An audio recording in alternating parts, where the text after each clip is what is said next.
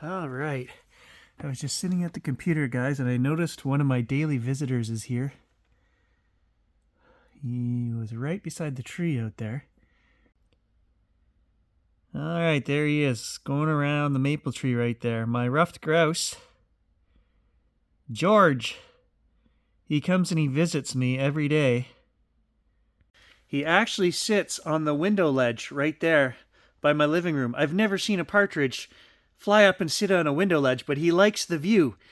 And unfortunately, last year, George's dad, they used to hang out right there along that bush line because there's cranberries and there's lots of little leaves that they like, raspberry leaves that they eat. And George's dad flew into this very garage window right here and committed partridge suicide last year.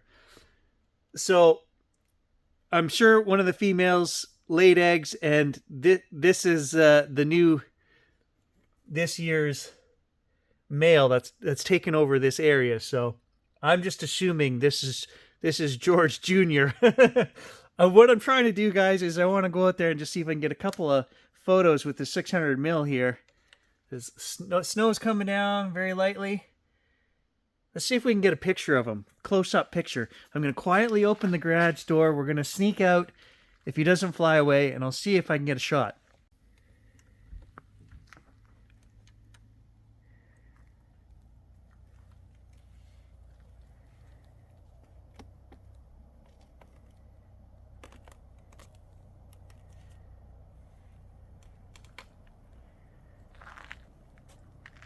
Oh, that ground is crunchy. No, he's on to me. He's running. George, you're too smart.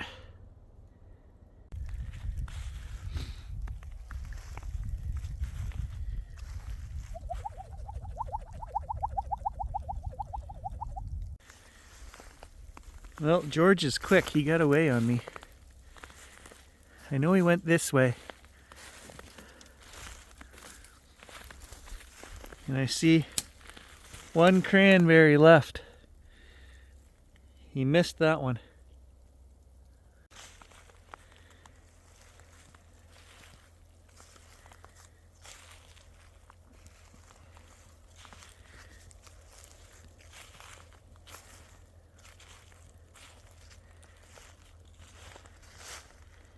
Yeah, he went behind those logs over there and he was still going. So I don't think I'm going to catch up to him today. I'll wait for him to come back. Like I say, he visits almost every day. He's in the yard. I really had intentions of getting out metal detecting today, believe it or not. It's -4. And as you can see, it's snowing. And I thought this might be the last time I get out. But then I thought, nah, it's too cold. Too cold and unpleasant. So what I did do instead was I went online, and they have the Black Friday sales are still on. So I bought a new pinpointer, the MI4, which is the XP Deus pinpointer. If you don't have an XP Deus metal detector, you buy the version 4 because it doesn't connect to your detector. If you buy the 6, it comes through, the sound comes through your headphones, but I don't need that because I don't own an XP Deus detector. So they were on for $120, which is crazy. Usually pinpointers are like 200 bucks. And I love my F-Pulse, which is what we've been using the last 4 years. I'm still using it, but when it goes in the water, the speaker stops working on it, and it is 4 years old. So I thought for 120 bucks, let's just buy this MI4 as it'll be our new pinpointer, but we'll use it as a bit of a backup for now while the other one's still working. My hands are freezing just for being out here for 10 minutes. So yeah, I definitely wouldn't want to be out detecting and digging today. I'm just not that hardcore anymore, I guess. I don't know. I did call Kyle and I said, you know what? Give me a shout back and we're going to make some plans and do some research this winter for next spring so we can get right back into the detecting. I feel this year we didn't do the detecting that I wanted to. I think we only did about 30 adventures, which is about half of what I usually do.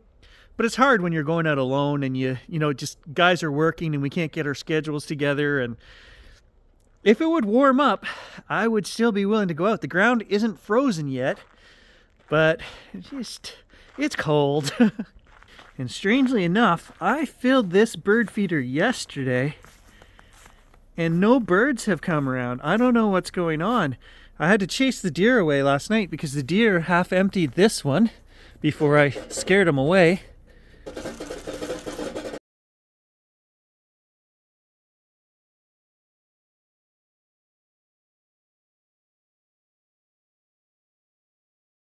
There was a photograph in the local paper the other day of a snowy owl down at the waterfront. So the local group that Gerald and I belong to were going crazy. Everybody's saying, oh, we got to get down to the waterfront. And so Gerald and I went. And so the hunt begins.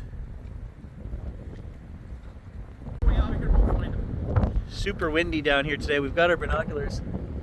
He could be perched anywhere. They love to get up on the poles or on the tops of the buildings if there's anything sticking up.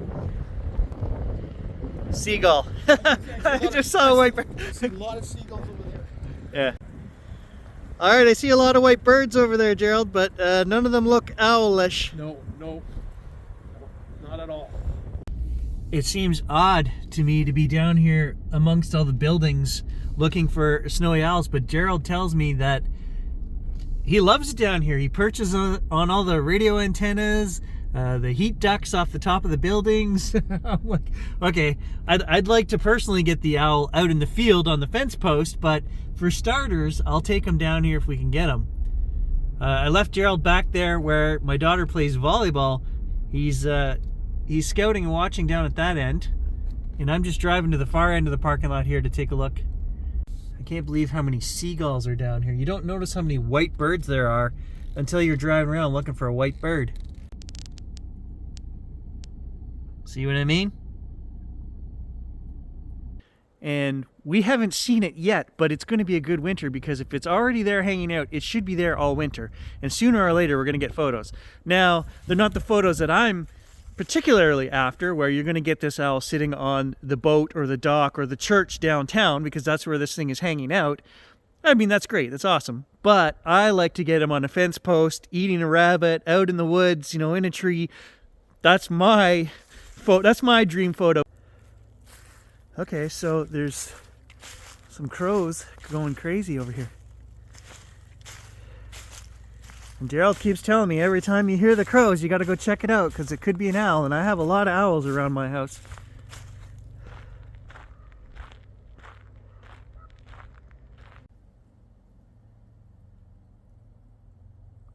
Well, Cam's got the fire going today. Well, I think a false alarm there. The crows took off, but there's no owl or anything that I can see, so. I finally got my new hoodie. I've been doing the work for the hospital photographer for 2 years now, and they just got my. Everybody knows that I'm the photographer, but they said, "Oh, we're going to get you this because people will now know." Like, I mean, I'm the guy walking around with the 6 pounds of camera gear, so obviously I'm the paid photographer for these events, right? Either that, or I'm just a guy who really likes following this group of people around. I don't know, for the last 2 years. All right, so no pictures of George, no pictures of owls. It is freezing. I'm going back in the house to warm up. We'll have to start the snow machine, I guess, and start snowshoeing and running the trails with Gage. But it becomes a chore to get out in that weather. No, there's no deer out there for you to chase away. And it's cold. Christmas lights are up. I also put the decorations out on the step. You guys saw those. I feel like I accomplished something.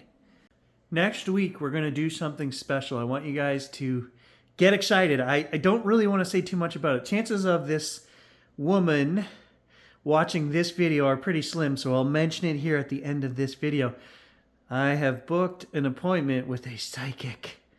Yeah, an actual local psychic, and it's a weird story how that happened. I was laying in bed thinking about the Jackie and Carol murder mystery, and I'm like, I need to further this case, and the only way to do that is probably by finding a reputable psychic. And I said to the universe, you need to drop somebody in my lap because I'm never going to, I know I don't have the courage to just look up a psychic and do this, right? And yesterday Gerald canceled on me to go do photography. there was some miscommunication, actually. I'm sitting here waiting for him to come pick me up, and he already went out and went on his own. So I said, okay, fine. I'm going to pull up Google Maps, and I'm going to go explore on my own. And when I did that, guys, no word of a lie, I zoomed into an area on Google Maps, opened up the thing, zoomed in, and right there in the center of the screen was Psychic Readings by Kelly. And I instantly was like, wait a minute. I asked the universe to drop a psychic in my lap, and that happened. I called her within 5 minutes and made an appointment for next week. So we're going to do it. And I'm not going to mention on this video what I want to come through. You guys know there's a name, somebody who's in my, what I would say is my spirit group, that a friend of mine who passed away many years ago. I'm hoping to hear from that person. And I'm hoping to hear from our players in our murder mystery. But I don't want to give this woman any information. I'm just going to go in and sit down and we're going to record it. She said I can record video. So you guys look forward to that, because I'm hoping if any of this is real, this Jack and Carol stuff, this may be the only way to validate it and get information to move forward. I'm also hoping to hear back from the woman that we read the book last week. We did the video from Betty Logan.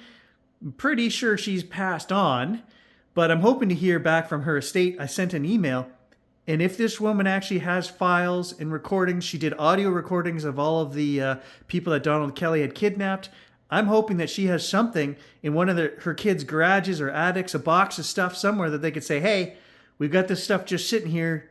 Do you want to look through it? And that is my ultimate hope, because we tried to get paperwork before from the courthouse and they said there's none left. But she also mentions in the book that she got all of the records and stuff on file that was accessible to the public back in the day. So is that stuff still floating around? I don't know. Fingers crossed. I'm hoping the universe keeps leading me along with this case, guys. I'm not done with it. I don't know why, but the next step is to go see the psychic next week and see if they come through. So stay tuned for that. Can you see how red my fingers are? It's cold. Now I got to try to edit a video for you guys with frozen fingers.